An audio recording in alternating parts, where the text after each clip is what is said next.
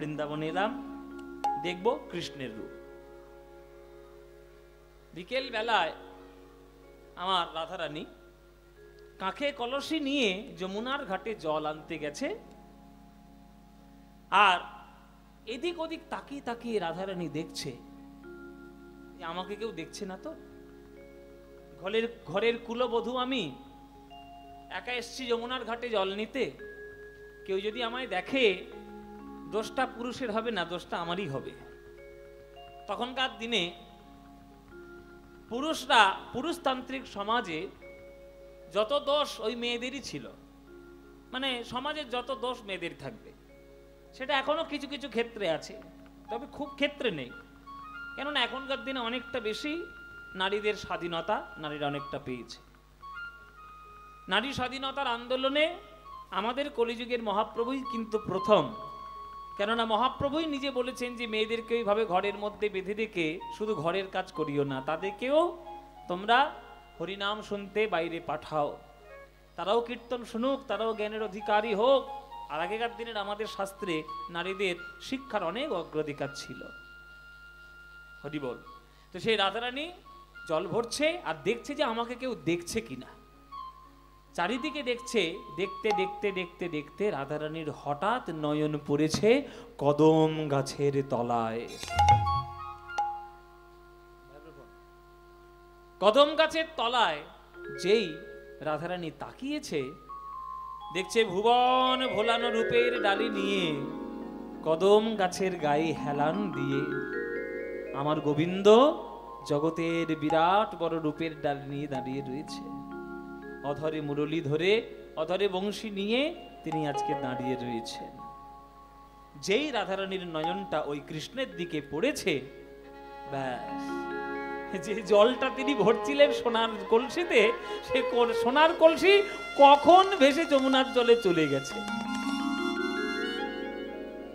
মায়েরা যমুনায় ভাসিয়ে দিয়েছে কলসি, সোনার কলসি। কৃষ্ণ রূপে পাগল হয়ে রাধারানী এসছেন বাড়িতে। বাড়ির বউ যদি সোনা হারায় তাহলে শাশুড়ি ছেড়ে কথা কইবে? হ্যাঁ বৌমা, ঘরে কি জমিদারি আছে নাকি? হ্যাঁ, ঘরটাকে আমার সোনার প্রসাদ দিয়ে তৈরি। জল আনতে গেছিলে যমুনার ঘাটে, জল আনতে পারেনি, সে সোনার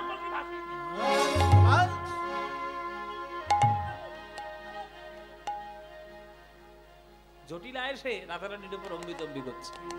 কোনোটা অলক্ষী অপয়া সোনার কলসি হারিয়ে দিয়েছে। এ তো সাধারণ ঘরে সবই হয়, নতুন করে কিছু বলার নেই। এবার যখন রাধারানীর উপর উল্টো পাল্টা কথা বলছে, তখন ললিতা বিশাখা ছুটে এসছে। কি হয়েছে মা, কি হয়েছে, কি হয়েছে, এইরকম করছেন কেন? রাধারানীকে এরকম উল্টো পাল্টা কথা শোনাচ্ছেন কেন? এই দেখো কি কাণ্ড করেছে তোমাদের সখী। ঘরের কলসি, একবার সোনার কলসি যমুনার জলে ভাসিয়ে দিয়ে এসছে, কি উন্নতি করেছে একেবারে। নানান ধরনের কটু কথা। তখন ললিতা বিশাখা করজোরে বলছে, মা আপনার কাছে আমার হাত জোরে আমাদের সবার অনুরোধ, রাধারানীকে দয়া করে ওইভাবে কটু কথা গালমন্দ শোনাবেন না। রাধারানী তো ভদ্র ঘরের মেয়ে, রাধারানী রাজার মেয়ে, ওই রকম কথা শুনতে অভ্যস্ত নয়।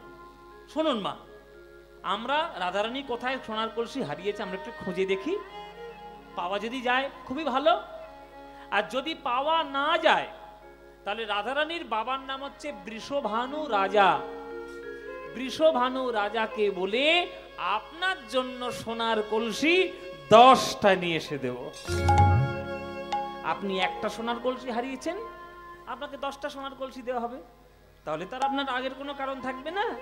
কিন্তু দয়া করে রাধারানীকে এইভাবে কটু কথা বলবেন না। আমরা খুঁজে দেখছি, পাওয়া গেলে ভালো, না পাওয়া গেলে 10খানা সোনার কলসি জোগাড় করে দেবো, কোনো চিন্তা নেই। ঠিক আছে, দেখো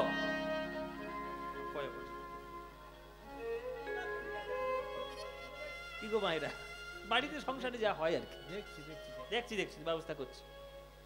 অমনি রাধারানীকে সখীরা ঘিরে ধরেছে, বল সখী, তুই যমুনার ঘাটে গিয়ে সোনার কলসি ভাসিয়ে এলি কোন দুঃখে? আর কি সুখেই বা তুই ভাসিয়ে এলি, মানে কি সুখ তুই পেয়েছিস যার জন্য সোনার কলসি ভেসে গেছে? সোনার কলসি ভেসে গেল। মানুষ দামি জিনিস হারিয়ে ফেলে কখন? যখন তার থেকেও দামি জিনিস সে পেয়ে যায় তখন। কি গো মায়েরা, পয়সা যখন ছিল না তখন অষ্টধাতুর আংটি পরতাম, যখন একটু পয়সা হলো রূপোর আংটি কেনার ক্ষমতা হলো তখন রূপোর আংটি এলো হাতে, ওই অষ্টধাতুর আংটি চলে গেল। আর একটু যখন পয়সা হলো তখন সোনার আংটি এলো হাতে, তখন রূপোর আংটি চলে গেল। আর একটু পয়সা যখন এলো তখন সোনাও এবার চলে যাবে, এবার হীরের আংটি এসছে। তাহলে দামি দামি বস্তুগুলো বা কোনো কম দামি বস্তু হারিয়ে যাচ্ছে কখন? দামি দামি বস্তু যখন পাওয়া যাচ্ছে তখন। তাহলে তুই সোনার কলসি যমুনার জলে ভাসিয়েছিস, মানে তুই সোনার থেকেও আরো অনেক দামি বস্তু পেয়েছিস, ওই জন্যই তুই হারিয়েছিস। বল কি পেয়েছিস? তখন রাধারানী বলছে, ওরে সখী রে, আমি যমুনা যাইতে শ্যামের দেখিন আধো নয়নের কোণে, ওই যমুনা যাইতে শ্যামের দেখিন আধো নয়নের আমার আমার আমি যমুনা যাইতে শ্যামের দেখিন আধো নয়নের কোণে। আধো নয়নের কোণে মানে, আধো নয়নের কোণ মানে কি? মানে অর্ধেক চাওনি, মানে সম্পূর্ণ নয়, আর চোখে তাকানো। দেখবেন সমাজের ভয়ে যে যাকে ভালোবাসে, সমাজের ভয়ে তার দিকে সোজাসুজি তাকাতে পারে না। হ্যাঁ, সমাজের মানুষ তো সমাজে রয়েছে, মানুষ শুধু বেশিরভাগ থাকে কথা শোনানোর জন্য। আপনি ভালো জিনিস করবেন, তাদের গায়ে সহ্য হবে না, গা জ্বলে যাবে। যারা ভালোবাসে, যারা প্রকৃত ভালোবাসে, তাদের পথে তো বাধা, শত শত বাধা। তাই তারা সমাজের ভয়ে, বিপদের ভয়ে সোজাসুজি তার দিকে তাকাতে পারে না। তাই রাধারানীও কৃষ্ণের দিকে সোজাসুজি তাকাননি, আর চোখে তাকিয়েছে। মানে যমুনায় জল ভরছেন আর এরকম আর চোখে তাকিয়েছে। এটাই হচ্ছে আধো নয়নের কোণ, আর চোখে তাকানো। অল্প অল্প দেখেছেন, কিন্তু ওই অল্পতেই তিনি যা দেখেছেন তাতেই তার জাতি, কুল, মান, লজ্জা, গৌরব, ধৈর্য, দেহ, মন, ভাব, বস্ত্র, অলংকার সব চুরি করে নিয়েছে গোবিন্দের ওই রূপ। তাই ললিতা, সেই হইতে মোর কি হলো ব্যাধি, সেই হইতে মোর কি হলো ব্যাধি, ওরে ললিতা রে, ওরে বিশাখা রে,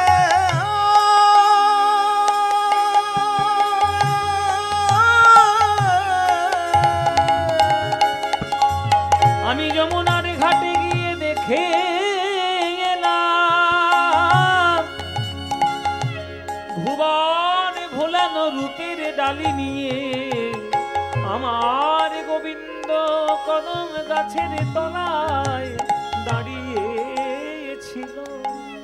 তাই সেই হইতে মোর কি হলো ব্যাধি, সেই হইতে মোর কি হলো ব্যাধি, শ্যাম রূপ সদাই জাগে মনে, শ্যাম রূপ জাগে মনে। আমি কেন বা জল ভরতে গেলাম, আমি কেন বা জল ভরতে গেলাম, আমি কেন বা জল ভরতে গেলাম, কেন বা জল ভরতে গেলাম। বেলি অসকালে ওই যমুনার জলে কেন বা জল ভরতে গেলাম, বেলি অসকালে যমুনার জলে আমি কাজ তো ভালো করি নাই হে, জল সকালে যমুনার জলে কাজ তো ভালো করি নাই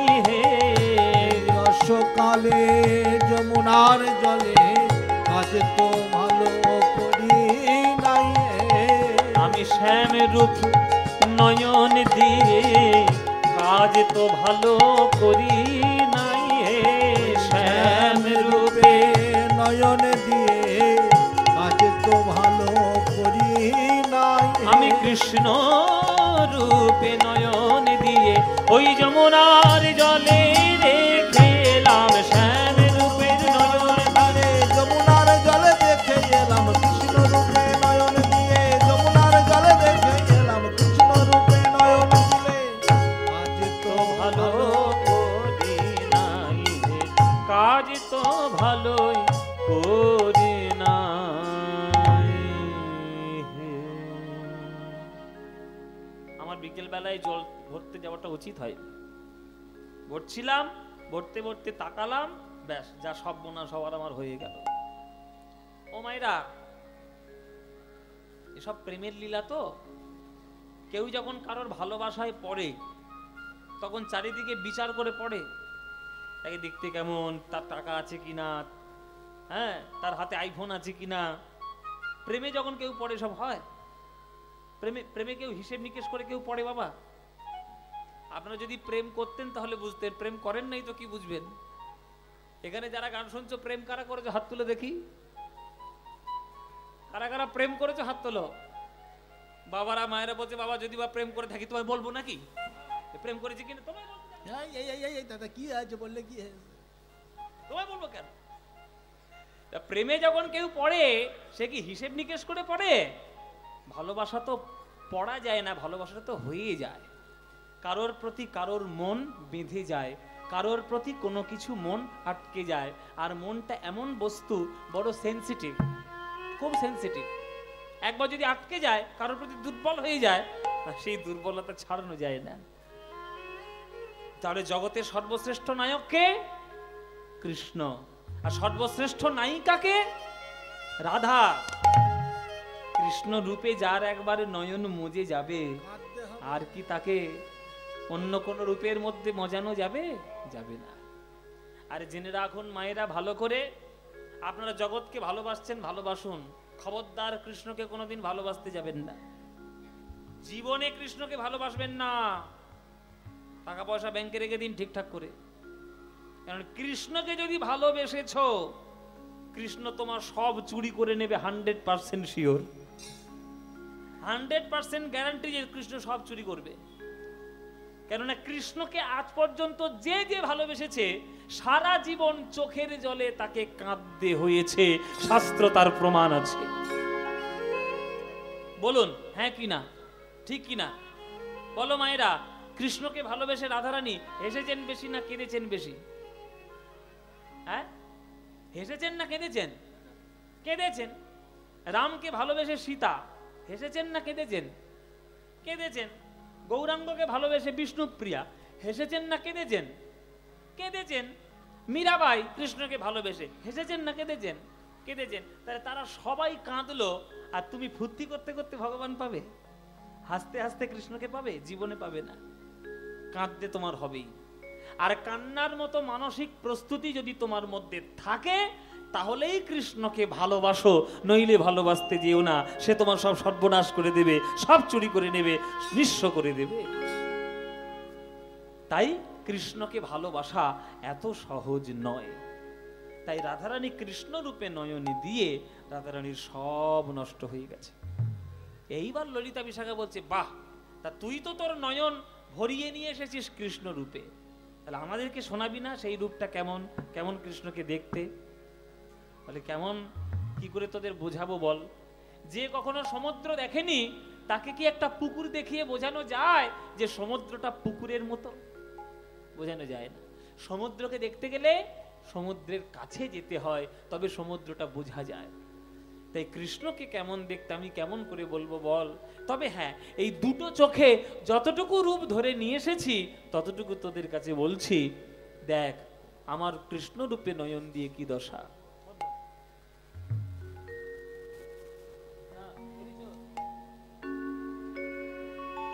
কৃষ্ণকে দেখতে কেমন? শোন, কৃষ্ণকে দেখতে কেমন।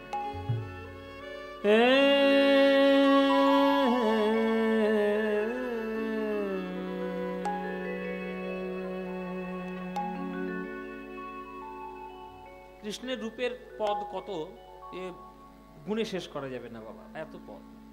তার মধ্যে কয়েকটা পদ আছে যেটা আমার ব্যক্তিগতভাবে খুব প্রিয়, কেননা তার সুর আর তার সাহিত্য এতটাই উচ্চ স্তরের যে তাকে বোঝানো, মানে সেগুলো গান বাজনা শ্রোতা ছাড়া সেগুলো বুঝবে না। ওই জন্য কয়েকটা পদ আছে যেগুলো খুবই প্রিয়, তার মধ্যে একটা পদ আপনাদেরকে শোনাবো। এই গানটি আমার খুব প্রিয় গান, কৃষ্ণের রূপের গান, কিন্তু বড্ড প্রিয় গান, আপনাদেরকে শোনাই।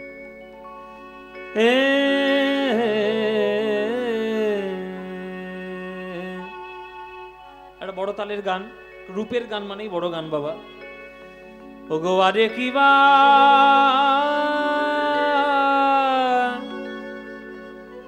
গৌড়ী তিয়র তাল, একদম কীর্তনের পিওর গান, অরিজিনাল কীর্তন। এই কীর্তনের মধ্যে কোনো ভেজাল নেই, এইগুলো হচ্ছে আসল জিনিস। গৌড়ীর আগে তিয়র তালে, বড় তালের একটা গান। পদের ভাষাটা একবার শুনে নিন, তাহলে গানটা শুনতে সুবিধা হবে। পদটি হলো, চিকন কালিয়া রূপ মরমে লাগিয়াছে, ধরনে না যায় মোর হিয়া। বা সহজ করে যদি আপনারা শোনেন তাহলে শুনবেন, চিকন কালিয়া রূপ মরমে লাগিল, ধরনে না যায় মোর হিয়া। এইটা বড় তালের অংশ। তারপরে বাকিটা ছোট গান, সেটা শোনাবো। আগে বড় গানটা গেয়ে নি। ও গো আরে কিবা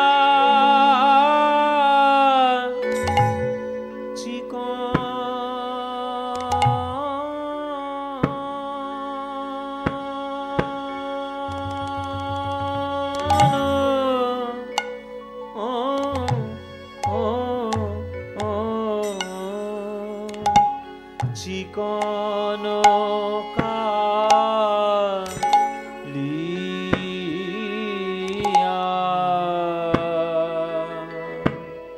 কালিয়ার উপর, ও চিকন কালিয়ার উপর, ও গো মর মেলা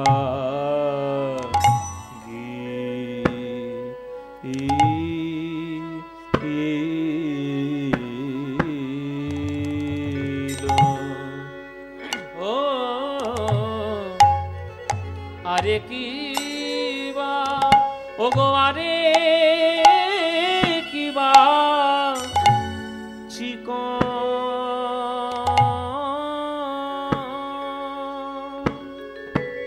সখীরে, তারা বুঝি ভালো করে, ও গো তারা বুঝি ভালো করে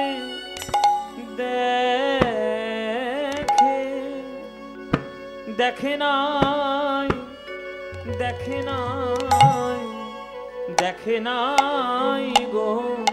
ও আরে কিবা, আরে কিবা চিকন ললিতা রে, তারা বুঝি ভালো করে, তারা বুঝি ভালো করে দেখে, দেখে নাই, দেখে নাই, দেখে নাই গো।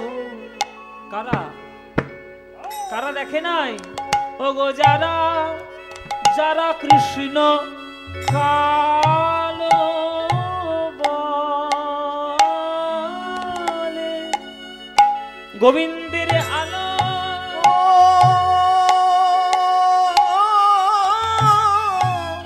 আলো করা রূপ যারা, যারা কালো বলে, গোবিন্দের আলো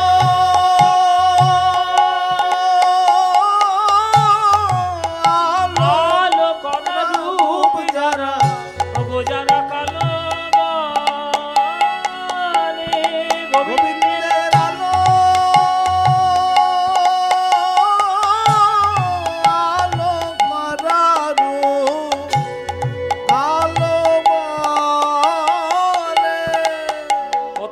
সুর দেখছেন?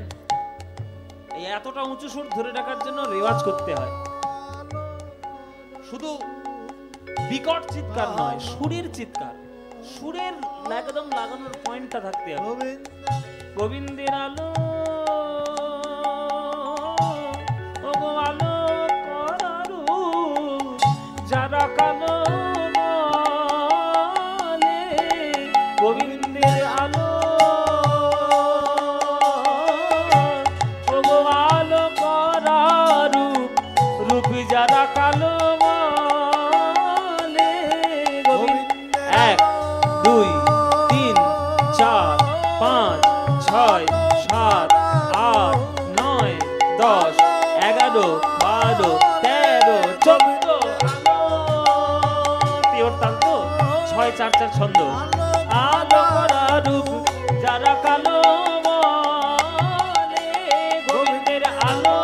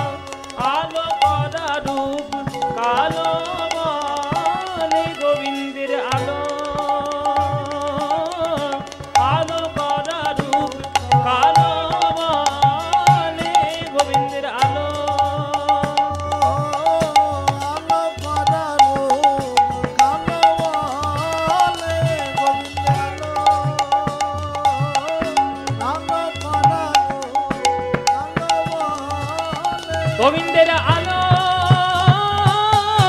আলো করা রূপ কালো বলে, গোবিন্দের আলো আলো করা রূপ কালো আলো আলো করা রূপ কালো বলে, আলো আলো করা রূপ কালো বলে, আলো করা রূপ কালো বলে, আলো ওগো কালো বলে। তারা বুঝি ভালো করে দেখে নাই, দেখে নাই, দেখে নাই, আরে কিবা চিকন।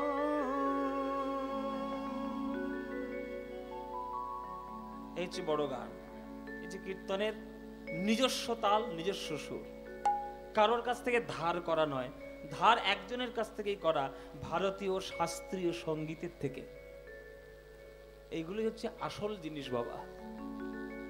আধুনিকতার মোড়কে কীর্তনকে মোড়াতে গিয়ে কীর্তনের নিজস্ব বৈশিষ্ট্য যেন ক্ষুণ্ণ না হয়, এটা প্রত্যেকটি কীর্তনিয়ার ভেবে দেখা উচিত। যারা কীর্তন গান করেন, আপনারা এখানে যারা মনে করুন কীর্তন গান শিখছেন, আধুনিকতা করুন, সবার জন্য কীর্তন শোনাবেন, আধুনিকতা মাঝে মাঝে আসবে, কিন্তু কীর্তনের নিজস্ব বৈশিষ্ট্যকে ক্ষুণ্ণ করে নয়। এগুলো হচ্ছে কীর্তনের নিজস্ব গান, এগুলো গুরুর কাছে বসে শিখতে হয়। চিকন কালিয়া রূপ মরমে লাগিল ধরনে না যায় মরিহিয়া। এবার ব্যাখ্যাটা করতে হবে, এবার ব্যাখ্যা জানতে হবে। আস্তে আস্তে মায়েরা, কথা নয়। কৃষ্ণের রূপ, কৃষ্ণের রূপ কোনো গল্প গান নয় যে যেখান থেকে সেখান থেকে শুনলে আপনি বুঝতে পারবেন। এগুলো কঠিন বস্তু, এগুলো কঠিন পালা। এগুলো বসতে গেলে, এগুলো শুনতে গেলে মন দিয়ে একদম 100% মনটা রাখতে হবে, নাহলে ভালো লাগবে না। কৃষ্ণের রূপ শোনা এত সহজ নয়। চিকন কালিয়া রূপ মরমে লাগিল ধরনে না যায় মরহিয়া। এই চিকন শব্দটির অর্থ কি? এই চিকন শব্দটির অর্থ বিভিন্ন জায়গায় বিভিন্ন রকম। চিকন শব্দের অর্থ পূর্ববঙ্গে মানে বাংলাদেশে চিকন শব্দের অর্থ হচ্ছে ফর্সা। চিকন মানে ফর্সা। আমাদের পশ্চিমবঙ্গে কোথাও কোথাও চিকন শব্দের অর্থ হচ্ছে সরু। আর পদাবলী সাহিত্যে যে চিকন শব্দটি ব্যবহার করা হয়েছে এটার অর্থ হলো মসৃণ। দেখবেন হিন্দি শব্দে চিকনা বলে না, চিকনা চিকনা চিকনা, চকচক করছে মানে মসৃণ। কৃষ্ণের কালো রূপটা অত্যন্ত মসৃণ। এই মসৃণ কৃষ্ণের কালো রূপ আমার হৃদয়ের মধ্যে বিদ্ধ হয়েছে, তাই আমি আর হৃদয়টা ধরনে না যায় মোর হিয়া। এখন প্রশ্ন হলো, কালো রূপ আবার মসৃণ, এটা হয়? ও মায়েরা, কালো রূপ আবার মসৃণ হয় না? কালো রূপ মসৃণ। মা কালীর গায়ের রং কেমন? মা কালীর গায়ের রং কেমন? কালো। কালো। সেই কালো রূপটা মসৃণ নয়। যারা বিশ্ব সুন্দরী হয়, জানো বিশ্ব সুন্দরীর প্রতিযোগিতা হয়। বিশ্ব সুন্দরীর প্রতিযোগিতায় এমন কিছু কিছু বিশ্ব সুন্দরী আছে যারা আফ্রিকান, যারা নাইজেরিয়ান, বিশ্ব সুন্দরী হয়ে গেছে। তারা কি ফর্সা? সব কালো। কিন্তু এই কালোর মধ্যেও তাদের রূপের এত মসৃণতা রয়েছে যে তারা বিশ্ব সুন্দরীর খেতাব অর্জন করেছে। যেমন আমাদের ভারতবর্ষে দুই একজন আছে, যিনি হচ্ছেন আমাদের বিপাশা বসু বলে একজন অভিনেত্রী আছেন না, অভিনয় করেন। উনিও কিন্তু, এটা কি মা? হ্যাঁ, আমার জন্য নয়, আমার গান শুনে ভালো লাগলে 200 টাকা 100 টাকা আমাকে না দিয়ে দয়া করে এই কর্তৃপক্ষদের দানপত্রে গিয়ে দেবেন, আমি খুব খুশি হব। মন্দিরে সব দিয়ে আসবেন। জয় নিতা, বলো। আচ্ছা, থ্যাংক ইউ। হ্যাঁ, তো এটাও দিয়ে দাও মন্দিরের দানপাত্রে, নইলে কর্তৃপক্ষের আঁচলে গিয়ে যারা। তো মসৃণ কালো রূপ মরমে লাগিল, ধরনে না যায় মরহিয়া। তার এই মসৃণ কৃষ্ণের কালো রূপ কৃষ্ণ রাধারানীর মনে লেগেছে, তাই রাধারানীর মন থেকে কৃষ্ণ রূপ কিছুতে যাচ্ছে না।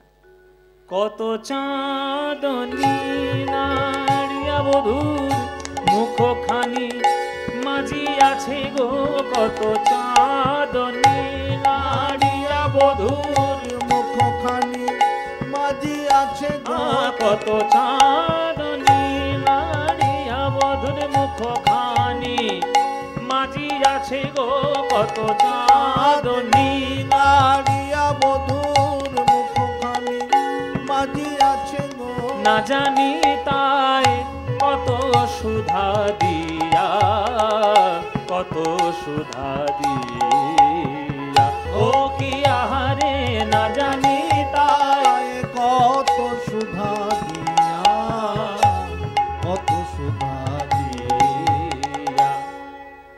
ও মায়েরা, তোমাদেরকে বেশি করে পয়েন্ট আউট করে বলছি, রূপের ব্যাপার তো প্রেমের ব্যাপার। রূপ তো মেয়েরাই সব থেকে বেশি ভালো বোঝে, ছেলেরা এত রূপের দিকে এত বেশি মন নেই আর কি। কি বাবারা, তোমরা যখন বিয়ে বাড়ি যাও, সাজাগোজার দিকে তোমাদের চিন্তা থাকে, দূর একটা শুট করিয়ে নিলাম, একটা জামা গলিয়ে নিলাম, একটু গায়ে চলো। আর মেয়েরা বাবা, বিয়ে বাড়ির নাম শুনলে হয়, সকাল থেকে এত সাজতে শুরু করবে, রাত থেকে দিন হয়ে যাবে, দিন থেকে রাত হয়ে যাবে, কিন্তু সাজার শেষ হবে না। রূপের দিকে তোমরা বেশি নজর দাও, তাই তোমাদেরকেই বলছি শোনো। আগেকার দিনে চাঁদকে লোকেরা মনে করত অমৃতের রসগোল্লা। রসগোল্লা চিপলে কি বেরোবে মায়েরা? রস বেরোবে। তেমনি আগেকার দিনে লোকেদের বিশ্বাস ছিল চাঁদকে চিপে ধরলে অমৃতের বিন্দু বেরোবে, মানে চাঁদ নাকি অমৃতের রসগোল্লা। পদকর্তা বলছে যে বিশ্বব্রহ্মাণ্ডে যত চাঁদ রয়েছে সবাই যদি অমৃতের রসগোল্লা হয়, তাদেরকে যদি চিপে ধরা যায়, যে অমৃত বিন্দু ঝরে পড়বে সেই সকল চাঁদের সকল অমৃত বিন্দু দিয়ে আমার গোবিন্দের বদন যেন তৈরি হয়েছে, এমন গোবিন্দের বদনের রূপ। কত চাঁদনী নাড়িয়া বধূর মুখখানি মাঝি আছে গো, কত চাঁদনী নাড়িয়া বধূর মুখখানি মাঝি আছে গো, না জানি তাই কত সুধা দিয়া, কত সুধা দিয়া, ও কি আহারে না জানি তাই কত সুধা দিয়া, কত সুধা দিয়া। মুখ মুখখানি মাঝে আছে কত চাঁদ, মুখখানি মাঝে আছে কত, ও গো মুখখানি মাঝে আছে কত চাঁদ, মুখখানি মাঝি আছে কত চাঁদ, গাড়ি যাবদের মুখখানি মাঝে আছে গো না জানি তাই কত সুধা দিয়া, কত সুধা দিয়া। অমৃতের বিন্দু যেমন ঝরে পড়বে চাঁদকে ধরলে, তেমনি গোবিন্দের বদনটা ওই সকল অমৃতের বিন্দু দিয়ে যেন তৈরি হয়েছে, এমন তার রূপ, এমন তার মসৃণতা, আর এমন তার ছটা। ললিতা বিশাখা বলছে, ওরে বাবা এমন রূপ দেখেছিস? বলে হ্যাঁ এমন রূপই দেখেছি। আর কি দেখলি? গোবিন্দের বদনটা কেমন, গোবিন্দের বদনে সব থেকে সুন্দর জায়গা কোনটা, গোবিন্দের বদনে সব থেকে একেবারে মর্মস্পর্শী জায়গা কোনটা? বলে শোন, অধরের দুটি কুল জিনিয়া মাধুরী ফুল, অধরের দুটি কুল জিনিয়া বাঁধুলি ফুল, অধরের দুটি কুল জিনিয়া মাধুরী ফুল। আস্তে একবারে তত্ত্ব একবারে ঘেঁটে ঘেঁটে বার করতে হবে। মায়েরা, মায়েরা তোমরা বলো তো, ওষ্ঠ কি আর অধর কোনটা? অধর কাকে বলে বলো? অধর মানে ঠোঁট। মেয়েরা যদি আজকে বলতে না পারে লিপস্টিক পরা বন্ধ করে দেবো, কিন্তু কালকে থেকে যদি দোকানে ঘুর ঘুর করেছো লিপস্টিকের জন্য, ল্যাকমের লিপস্টিক দাও, এই দাও, ওই দাও, কর্তার পকেট থেকে টাকা নিয়ে নিয়ে শুধু এই করছো। বলো অধর কাকে বলে বলো? এই যে ঘুমা বসে ঘুম দিচ্ছ, গায়ে জল ছড়া দেবে একেবারে, এই জলে জলে বোতল নিয়ে ওঠো, ঘুম থেকে ওঠো আগে। এই দেখো আবার কে? ললিতা আমাকে, আমি আবার বলছি, আমাকে পয়সা দেওয়ার জন্য প্লিজ স্টেজে আসবেন না। 10টা টাকা 20টা টাকা আমাকে দেওয়ার জন্য প্লিজ স্টেজে কেউ আসবেন না, আমাকে দেবেন না। আমাকে না দিয়ে ওই মন্দিরের দানপাত্রগুলোতে গিয়ে দিয়ে আসুন, ব্রাহ্মণ বৈষ্ণবদের কাজে লাগবে, এটা আমার পক্ষে অনেক ভালো। যাও, নিতাই গৌরী বল। ও মায়েরা, ও অধর কাকে বলে বলো? অধর মানে হচ্ছে একটা ঠোঁট। আমাদের ঠোঁটের দুটো পাপড়ি, উপরের ঠোঁটটার নাম হচ্ছে ওষ্ঠ, নিচের ঠোঁটটার নাম হচ্ছে অধর। এইবার গোবিন্দের যে বাঁশিটা বাজে সেটা কোন ঠোঁটে বাজে? উপরের ঠোঁটে না নিচের ঠোঁটে? উপরের ঠোঁটে। এ কি বলি বলো তো মায়েরা? ঠোঁট কাটা করতে হবে, ও ঠোঁট কাটা করে ছেড়ে দিতে হবে। তুই কালকে সকালে তো ঠোঁট কাটবো আমি। কি গো মায়েরা, কোনটা? উপরের ঠোঁটে বাঁশি বাজে না নিচের ঠোঁটে বাঁশি বাজে? নিচের ঠোঁটে। তাহলে যে নিচের ঠোঁট থেকে বাঁশি বাজে, যে নিচের ঠোঁটে অধরামৃত সুধা পাওয়া যায়, যে নিচের ঠোঁটে বাঁশি বাজে বলে 6 রাগ 36 রাগিনীর জগতে জন্ম হয়, সেই গোবিন্দের বদনের মধ্যে সেই অধরটাই হলো সব থেকে দামি বস্তু, সব থেকে দামি জায়গা। ওই অধরের দুটো কুল, অধরের দুটি কুল জিনিয়া মাধুরী ফুল, অধরের দুটি কুল জিনিয়া বাঁধুলি ফুল, হাসিখানি তাহাতে মিশায়, হাসিখানি তাহাতে মিশায়, হাসিখানি তাহাতে মিশায়, হাসিখানি তাহাতে মিশায়, নবীন মেঘের পরে বীজরি প্রকাশ করে, নবীন মেঘের পরে বীজরি প্রকাশ করে, ওই নবীন মেঘের পরে বীজরি প্রকাশ করে, নবীন মেঘের পরে বীজরি প্রকাশ করে। আমার জাতিকুল মজাইল তাই, জাতিকুল মজাইল আর জাতিকুল মজাইল জাতিকুল মজাইল। ওরে সখীরে আমার সবই গেল, সখীরে আমার সবই গেল, ওই কৃষ্ণ রূপে নয়ন দিয়ে, সখীরে আমার সবই গেল, কৃষ্ণ রূপে নয়ন দিয়ে, সখীরে আমার সবই গেল। নবীন মেঘের পরে বীজরি প্রকাশ করে। দেখবেন নতুন বর্ষাকাল যখন আসে তখন ঘন ঘন কালো কালো মেঘ আসে, আর যতই ঘন কালো মেঘ হোক একটা বিদ্যুৎ সকল অন্ধকারকে দূর করে। তেমনি গোবিন্দের বদন, ওই কালো বদন, নীলাভ বদন, তার মধ্যে থেকে যখন তিনি মুচকি মুচকি হাসেন, আর হাসতে গিয়ে এই যে দাঁতের শোভা বেরিয়ে আসে, মুক্তের মতো ঝকঝক করছে যে দাঁত, দন্ত রাশির শোভা যখন বেরিয়ে আসে, মনে হচ্ছে যেন কালো মেঘের মাঝখান থেকে বিদ্যুৎ খেলে উঠছে। নবীন মেঘেরও পরে বিজরি প্রকাশ করে, জাতি কুলো মজাইল তাই। অপূর্ব সাহিত্য এসব, সব সাহিত্য হচ্ছে পদাবলী সাহিত্য। তারপরে ভুরুযোগ সন্ধান কামেরো কামানো বান, ভুরুযোগ সন্ধান কামেরো কামান বান, ভুরুযোগ সন্ধান কামেরো কামানো বান, ভুরুযোগ সন্ধান কামেরো কামান বান, হিঙ্গুলে মণ্ডিত দুটি আঁখি, হিঙ্গুলে মণ্ডিত দুটি আঁখি।